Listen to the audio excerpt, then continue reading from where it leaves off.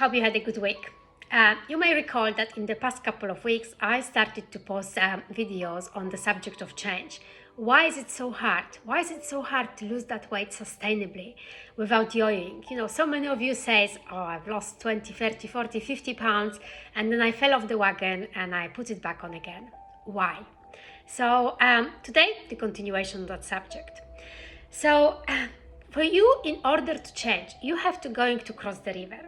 And the hardest part about the change is not making the same choice as you did the day before. So here is your old self and here is the new self. And the moment you decide to make a different choice, you're going to step into that river of change and make yourself ready, because it's not going to feel comfortable. Why?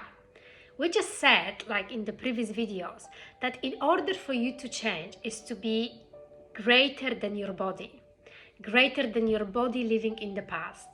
And the redundancy of the thinking and feeling and thinking and feeling, those loops, conditions the body in the past. So your body has been trained to cling to what it knows.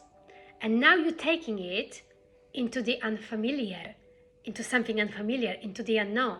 And the body says, I don't like this. And the body starts to influencing the mind. And all of a sudden, you're going to start feeling those sub-vocalizations in your mind. Start tomorrow. Oh, I have this party to go to this weekend. I'll start next week.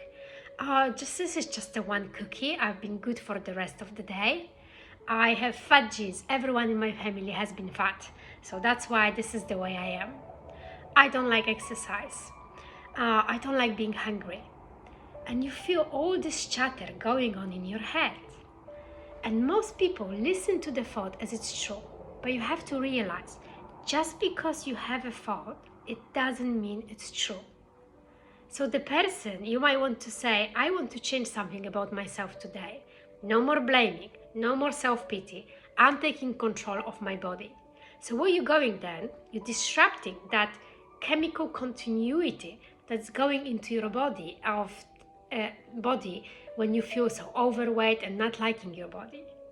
And all of a sudden, a few hours go, okay, you've made the decision to change, but all of a sudden a few hours go by and your body starts to crave the conditioning of those familiar chemicals.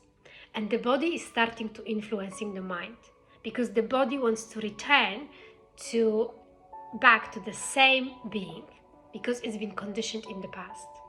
So you have to ask yourself, what thoughts do you want to fire and wire and put your attention behind? What behaviors do you want to demonstrate in one day? And this is very interesting. The latest research in neuroscience says that when you close your eyes and rehearse an activity, you losing that weight, having a beautiful, slim body, your brain does not know the difference between something that's going on in your head and actually the reality. So when you do that, you begin to install neurological hardware in your brain. And what happens then? Your brain is no longer the record of the past. It's a map to the future. Literally, it's the map of the future. So you're priming your brain into the future. And when you keep doing it over and over again, firing and wiring those new thoughts about your body, the hardware program will become the software program. And who knows, you may just start acting like a healthy person with a body who is proud of her body, who loves yourself. Why? Because you've installed those neurological circuits. Now the hard part is, can you teach your body emotionally what's that future will feel like before it's manifested? Stay tuned, more on that subject in the coming weeks.